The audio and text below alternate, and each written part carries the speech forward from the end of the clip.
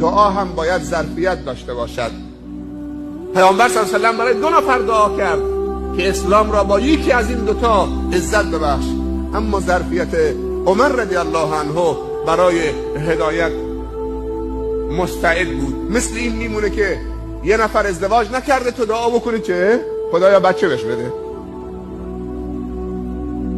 مثال واضح‌تر بزنم، تو دعا خیلی مهمه. این یه نفر بخیله، نماز 5 وقت میکنه، روزه گرفته، حجش هم رفته، اما بخیله، سنش هم بالاست، کارش نمیشه کرد. تو هر چی براش دعا بکنید دیگه این سخی نمیشه. نمازخوان خوبی هم هست اما بخیله. ولی یه نفر جوانه، 30 سال سنشه، سالی 100 میلیون خرج عیاشی و شرابخوری و فلان و ریخت و پاش میکنه. هر کسی میره طرفش دست و دل بازه، هم برای فساد عیاشی خرج میکنه، هم برای چه کارهای دیگه. این طبعش سخیست، فقط راهو گم کرده. اگر دعا کردید که خدایا اینو هدایت بده تو این انفاق و این سخاوت در راه تو باشه.